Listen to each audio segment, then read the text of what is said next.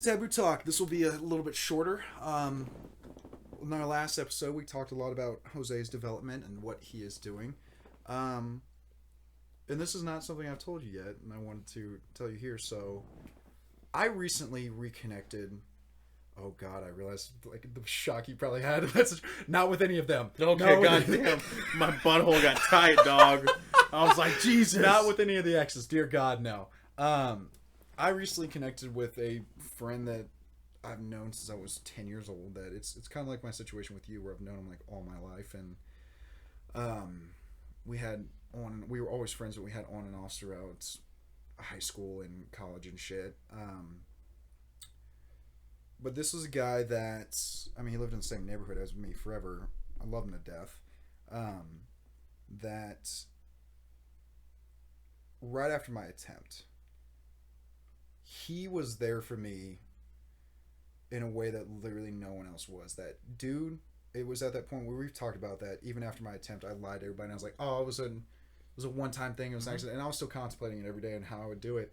And he was a guy that he forced me to spend time with him all the time. That he did not give me the opportunity to think that way. He did not give me the opportunity to take action upon that. And he was there for me in such an incredible way. And about a year after that, he had some situations come up that it wasn't the same thing, but it was his own struggle. And I did the opposite. And I don't even know if I've told you this full story, but to me, I I always try to say like you can't have real regrets in life. Everything is a learning lesson. This was my only, and still is my only regret in my life, that I did this. That he had a situation that I thought it was justified me staying away from him and not being friends with him. And I realized it was one of those things that I should have forgiven and worked with him on, and we should have grown from. And we haven't seen each other in like 3.5 years. I saw him at his stepmother's funeral, and then that was it. And I've kind of kept up with him on social media and stuff, but he reached out to me like 2.5 weeks ago on there, and he just said, "Hey man, it seems like you're in a way better place now, and I'm really happy for you," and all this stuff. And I was like, "Brother, I'd love to see you. I fucking miss you. I want to talk about everything. What's going on with you?" And he told me he was struggling with some stuff recently, and um, he had a similar situation, not too unlike yours, happen recently, where he lost a very close, soon-to-be family member for him. Uh, and so we were just like, let's go and have a drink. So that I knew I was going to see him that night, and the entire time, like I'd chewed my fingernails off. I was so anxious because I was like, I knew what I wanted to say, and I was like, if he doesn't forgive me though, that's gonna fucking hurt. But I don't blame him. Yeah. So we sit down, we talk, we cut the shit, and we talk shit and bullshit for about 30 minutes. And then we get to this point that I literally looked at him, I was like, it's weird that it feels like we haven't missed a day. Mm-hmm.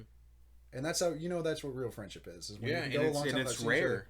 and you can, It's so rare. yeah. And I mean, that's been like every time you and I have gotten back together in life, which that'll never happen again. We are together forever. That it was the same thing with us. Like every single time we got back together, it was like nothing happened. We caught up immediately and everything. And I sat there and I told him, I was like, "Look, dude, I'm be honest.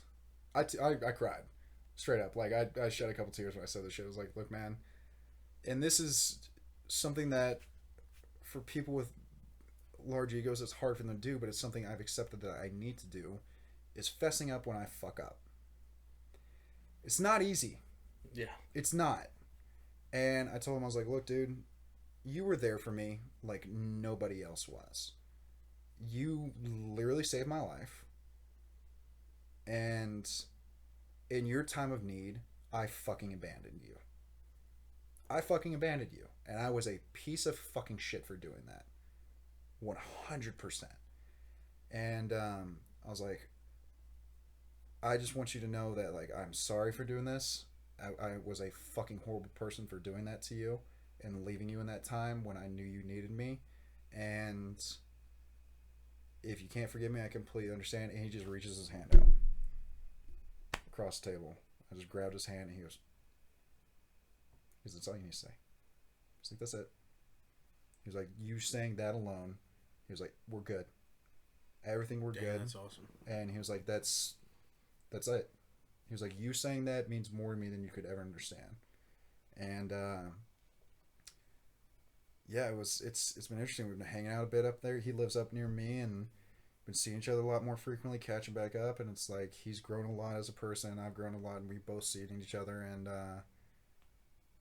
it was interesting. But that dread I had driving up to that bar, I was just like, it's like anxious, right? It's beyond, like that anxiety.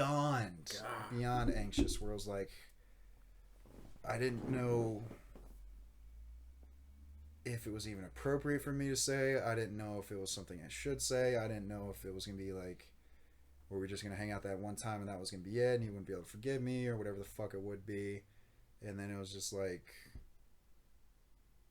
it was just that moment, like the second he reached his hand out, like we've always been like super touchy, friendly with each other. And I just grabbed his hand and I was like, God damn it. And I immediately, I was just like, fucking, I was like, it's bullshit in the middle of a fucking bar. Fucking looking like this.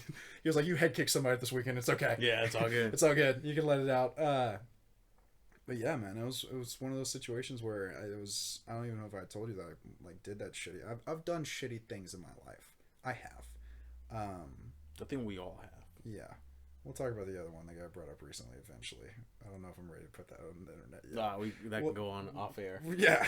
But I've done bad shit to good people before, and I want to think I wouldn't do that now, and I'm pretty sure I wouldn't, especially after a year and a half I've had.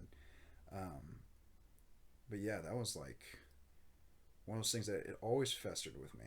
Like it always, I was like, I hate that it took me 3.5 years to like get in contact with him and do that, because I'd wanted to since like a few months after I had ditched him. Like I wanted to so fucking bad. Like I wanted to reconcile that shit, and I was like scared too, and scared it wouldn't be accepted and all this shit. And but yeah, it was great. It was great seeing him. It was great connecting, and that we're seeing each other like way more frequently and stuff. And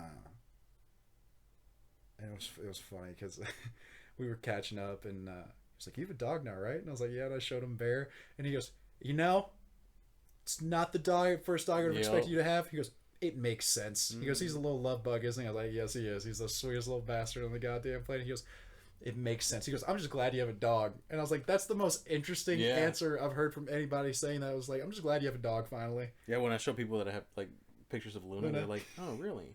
I'm like, yeah, and then I have another dog. Yeah, but here's Stark. And then I show Stark, and they're like, okay, that makes sense. That makes sense. That's why I need to get the other dog now, so that I have Stark. Even though I'm about to adopt a fucking cat. You want another one? No. Don't worry, Ashley. It's okay.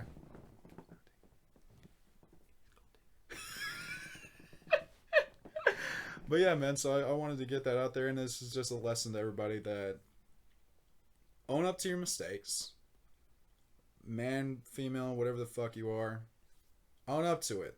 Don't let your ego get in the way. And here's the thing too, man, is if he hadn't accepted it, I would have understood, and I would have been okay with it. And it's like letting it out on my end. I needed to do that, and however it was going to go down. After the fact, I realized like whatever way it would have gone, it would have been fine. But also keep in mind, you're not the person that you were then. You know. Yeah. Oh yeah. I mean, I was also the person I was with was influencing me in terrible fucking ways. That's how you know when Jose just goes scroll up and you can see who we're talking about.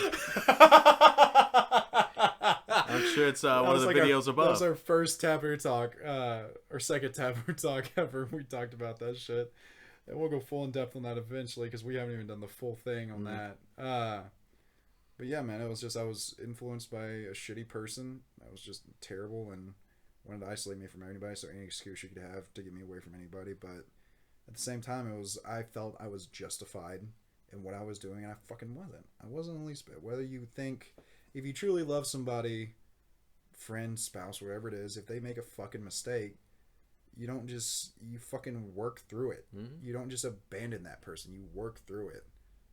I mean, I almost made the biggest mistake, and he fucking forgave me and helped me out in every single way. You fucking forgave me and helped me out. Like it's a shitty fucking thing I did, and it's something that now now we've been hanging out. I'm like, why did I miss out on all these years? Why did I fuck that up and miss out on all these years? Where it's like I feel regret. But I mean, sometimes you have to go on your own to kind of meet back in. It's one of those things where it's a different road, but it'll take you to the same. Sometimes you have to grow apart to grow back together. Yeah. God, we be spitting some philosophy on here. Hey sometimes. man, knowledge, straight knowledge. I think once I was told my ex something about it, I was like, look, like you're putting up all these barriers. It's like having a fence outside of a lake and thinking no one's going to be inside that lake. But it's like someone's looking outside that fence going, I want to throw a rock in that lake. Yeah. And even if you can have the tallest fence, but a bird's going to shit in that lake. And she goes, what the fuck are you talking about? And I was like, I don't know, but it has something to do with the lake and you not letting people in. I read it on a book somewhere. I promise it's real. She was like, do you think you're some Nostradamus ass shit right now? And I was like, well. It sounded better in my head. It sounded much better in my head. I was like, I think I've got a point here. And just didn't articulate it correctly. But yeah, so that was the key part of that video is just own up to your mistakes. Be willing to admit it. It's nothing wrong with doing that. And if people are going to forgive you, they're going to forgive you. And that shows that shit's healthy if someone's willing to forgive you and work with you on things. And that goes for everything. Friendships, relationships, family, whatever it is. So always take anything we say here with, I don't want to say is like a learning lesson. It makes it sound like we are some philosophers or some shit. But it's, I mean, the reason we do this is to just show aspects of our lives that we think other people, not even think, but know other people have been through, and show you like it's okay to correct your course on certain things, and it's okay to talk about these things and do what you got to do. So we love y'all. We'll be filming a lot more lately. Once again, sorry for that 3-week break, and we will see you guys next time on Taboo Talk.